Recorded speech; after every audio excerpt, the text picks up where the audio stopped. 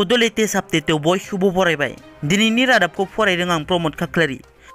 गिबि निउज आपडेटआव दङ मोनसे गोजोनथाव रादाब। बर'नि फिसाया मोनसे आनजादाव उथ्रिसार जानो हादों। APSC जों खुंजानाय चाइल्ड डेभेलपमेन्ट प्रजेक्ट अफिसारनि आनजादाव 59थि मासि आवग्रिना उथ्रिसार जानो हादों उदालगुरि जिल्ला नोलोबारि हालामनि सिङाव थानाय मासखुथि गामिनि थागिबि रजनी कुमार दैमारिनि फिसाज्ला ब्रान्दन दैमारि बिथाङा।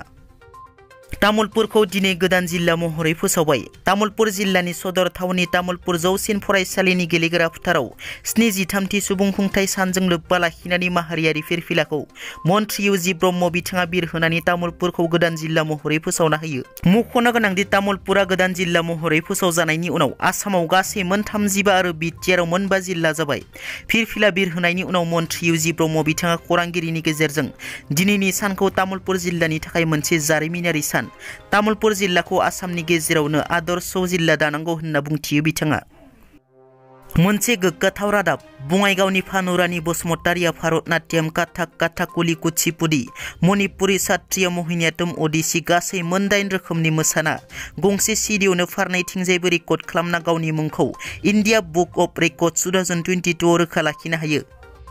मैया बाक्सा जिल्ला सिमला पुलिस थानानि सिङाव थानाय खामार दैसानि फथा दैमानि दालांआव ट्राक आरो स्कुटिजों मोगा-मोगि सौग्रावलायनायाव फोरोंगिरि आरो सानै फरायसुलिनि जिउ गोमानाय बिखा खामथावना जाथायखौ बर' सावथुन मुलुगनि बयजोंबो मिथिजानाय फावखुंग्रि हेलिना दैमारि बिथाङा गोथौ दुखु मोननाय फोरमायो।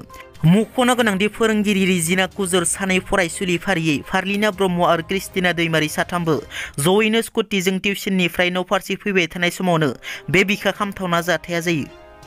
दुलाराय हादरजों लोगोसे क'क्राझार जिल्लायावबो हादरनि सुबुंखुंथाइ सानखौ कभिड प्रट'कल मानिनानै फालिदों। क'क्राझार गोजौसिन गेजेर आरो थांखिबां फरायसालिनि गेलेग्रा फोथाराव खुंफुंनाय बे हादरनि सुबुंखुंथाइ सान फालिनाय हाबाफारियाव गाहाय आलासि महरै बाहागो लायो बिटिआरनि गाहाय प्रमद बर' बिथाङा।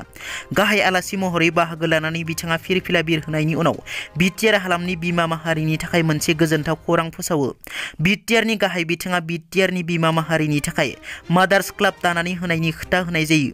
लोगोसे बिटिआरनि गाहाय बिथाङा तामुलपुर जिल्ला दाफुंनायखौ दुंब्रुयै बरायदों आरो जाख्ल'नायनि हेंथायै सुबुंखुंथाइ सानाव प्रमद बर'आ गोख्रों सांग्रांथि होनानै बुङो दि बड'लेण्डआव जुदि जौगानांगौब्ला मावखुलि बिजिरसालियावल' नङा गासिबो बिथिङावनो जाख्ल'नायखौ फोजोबनो नांगोन एबा गैया खालामनो नांगोन होनना।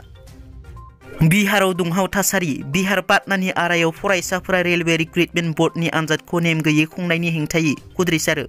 फरायसाफोरा आरायाव पेसेन्जार रेलाव अर सावनानै होयो आरो पुलिसफोरखौ अन्थाइ खुबैयो। दिनैनि रादाबा एसेनोसै। नोंथांमोना जुदि आंनि चेनेलखौ दासिमबो साबस्क्राइब खालामाखै अन्नानै साबस्क्राइब खालाम। गोजोन्थों।